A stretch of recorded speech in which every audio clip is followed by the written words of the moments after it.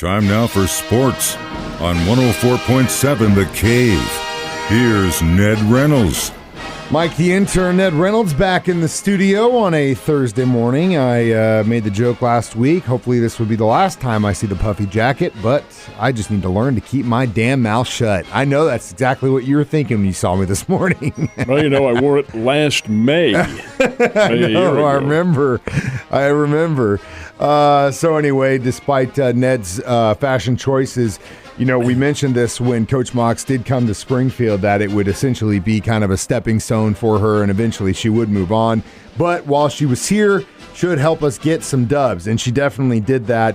What do you know about them in the search for a new Lady Bears coach? The search is over. They do have a new head coach. She is going to be presented later today. This is Beth Morgan Cunningham, who is coming in here to coach the Lady Bears. She's been the former assistant head coach at Duke. Not a kid. She's in her mid-40s, married and has 3 kids. She will be bringing a level of professional expertise to the Lady Bears. Not that they haven't had them before. Of course they have. But at Duke, she's coming from an ACC team. She's the former head coach at Virginia Commonwealth. In her playing days, she was an outstanding player at Notre Dame. She was a 2-time honorable mention All-America. She was, for a time, Notre Dame's all-time leading scorer. That's no longer the case now. But Mrs. Morgan, or Mrs. Cunningham in this case, has extensive experience not only in coaching but in international basketball as well. She has quite a bit of influence with the international teams, played a level of international basketball back in the 1990s, and just an individual who has basketball in her life. So she will be named as the new head Lady Bears coach, and I think this is probably a pretty good choice. Now, in the past, I'm not saying she's not a kid, she's not, but the fact is that she is still young and still vibrant. Whether or not she's going to use this as a stepping stone, who knows? Don't know what goes through an individual's mind, but in terms of her coaching expertise, she does have that. That's good to see the pedigree and where she comes from. That's definitely a long list and a very good-looking resume, and you might be right. She's got a family. It's not a bad place to raise a family. Could be some roots sitting here. That'd be nice to see. We'll see, but definitely welcome to the Ozarks, Coach, and I can't wait to see what you bring. So it was real cool to see some video of Albert in the dugout down in Florida, walking around back in a uniform. It's just a cool thing. As a Cardinals fan, it feels good. It just feels good. It's kind of like when one of your bands break up and you see them back on tour 10 years later. You're like, oh man, it's so good. I missed you guys. This is great, But it's not been all rainbows and jelly beans for Albert's return. Well, Albert did get a hit in yesterday's game, the Cardinals and the Washington Nationals, which ended up 29-8. Good heavens. Anyway, Albert's delay was a bit of cause for concern. Why was he waiting all this time? He knew he had to be in spring training with somebody, and there were 2 other teams who were after him. I think he probably had Cardinals in mind all along, but Albert and his family live in California, and that's where he's been. And the reason he has been there and delayed in signing anything with anybody is because his wife was diagnosed as having a brain tumor, and she did have surgery yesterday. Fortunately, I think the situation is benign. I'm guessing that's the case. Yeah, that's what I read. Well, the surgical procedure did go well, and she is recovering from the operation well, and he's obviously has a great burden removed from his shoulders. But that's why the delay was taking place.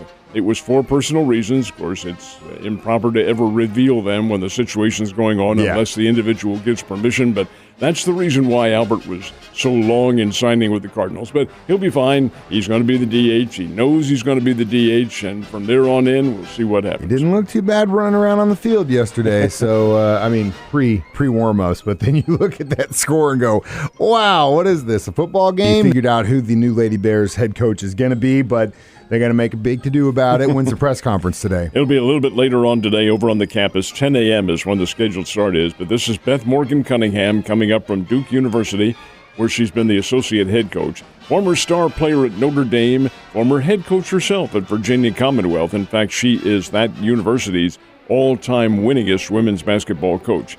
But she'll come over, take over for Coach Mox up here, and I think probably going to do a pretty good job. She is 46 years old, married and has 3 children. I think children are probably getting on to the advanced stage now. But this is going to be Define good. advanced. Because I don't think I'm there yet. I know some 80-year-olds who are not advanced. I was like, I don't know if we're in that column yet. I mean, I'm trying to get there, but I don't think anyone's... I'm talking about me. I know. I'm talking about both of us. Anyway, she comes in and she'll lend a great level of expertise in basketball because she has a great background to her. One-time leading scorer, all-time leading scorer at Notre Dame, now no longer the case, but a star back in Notre Dame's great years back in the early and mid-1990s. So she'll be a great addition to the Lady Bears and the whole Missouri State coaching staff. This is very good. Really going to be really great. And welcome to the Ozarks again, and can't wait to see what you bring to the table. So we got obviously some huge games this weekend in the NCAA tournament. Before that, though, we got the championship, the NIT tonight, and it's going to be a great game. Should be a pretty good game. Madison Square Garden, New York. These are probably the two best teams. Both these teams, incidentally, have been really on the lower edge of the radar. They're both very, very good. Texas A&M and Xavier out of Cincinnati. That's a Big East Conference team that's played well, and yet it hasn't played well. They've had a very much an up-and-down year. And Texas A&M in the Southeastern Conference, also the same thing. Come in and play Missouri, beat them up in Columbia, lose to them in College Station, Texas, and then give all the others, the Tennessees, the Kentuckys, all sorts of problems. Anyway, it's Texas A&M versus Xavier. That's the game tonight, and Texas A&M is listed as a 2.5-point favorite over the Musketeers. But in this one, a championship game, anything can happen. Can't wait. Again, there's plenty of basketball left, but it's kind of that bittersweet time because it's been incredible tournaments, both the NIT and the NCAA, men's, women's. It's been great to see. Local, national. We've been lucky. Well, the women play tomorrow night. They have their Final Four tomorrow night and then their championship Sunday night. And the men are Saturday and Monday, all, of course, for television purposes. But, yeah, it'll be a lot of fun. These are all blue blood teams that are involved. Yeah, and, again, considering where we were with COVID a couple of years ago and missing out on this stuff, it's great to have it back. Last but not least, we did have some exhibition baseball games yesterday. One you mentioned last hour. Someone scored 29 points, is that right? 29 runs. The St. Louis Cardinals, that is utterly incredible in these days and times. Now, I have a buddy who's down there at spring training who has seen a lot of these teams, and he said, Ned, the Washington Nationals are really bad. They don't have much pitching. They took their ace pitcher, or one of their ace pitchers, Anibal Sanchez, who's been around for years, and started him yesterday against the Cardinals, and in 4 innings, he gave up 10 runs and 12 hits. 10 runs from one pitcher. Okay, what's the final score? As improbable as it may be, Cardinals 29, Washington Nationals 8. And the Cardinals had a 15-run 8th inning. Good heavens sake, everybody's getting on base. Albert had a hit in that game. Yadier and had a home run. There were several others, but everybody's hitting the balls. 29 runs, 26 hits. The Giants beat the Royals 9-5. The exhibition season, folks, it's coming to an end because the regular season actually was to have opened today. But because of that nonsense several months ago, it's now been pushed back a week, as everybody knows. So it'll be a week from today when the Major League Baseball season opens, and I'm ready for it. I'm still angry, but I'm ready for the games to get going. He's still a little bit bitter. There's a little bit of lemon juice in there still. We'll see if we can get that out there. Last but not least, Team USA, Costa Rica last night.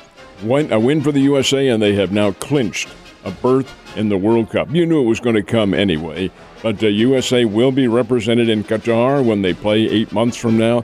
I'm really anxious to see, kind of, I guess from a perverse standpoint, how these games are played because it is really hot over there. Yeah, it's going to be interesting. The other thing I wanted to mention, did you see video of that guy playing the penalty kick and getting laser pointers shoved into his face? That's so bad. How the hell did they let that happen? They lost. I can't even, it went back and forth, and you just saw that one penalty kick. It was back and forth. It was. I saw more than just that one video that has been gone viral, but I just was floored. I couldn't believe this is professional sports, guys. You might remember that it happened in the NFL 2 years ago. I just can't believe. Fans sitting, in fact, the fan was arrested and barred from ever going back to games. I think it was in New York. I'm not sure. Dude. But a fan sitting in the end zone seats got one of those laser things out, shining them in the eyes of the quarterback, And you could blind somebody. You could really, really hurt somebody doing that. It just blows my mind that you'd be so irresponsible over a game.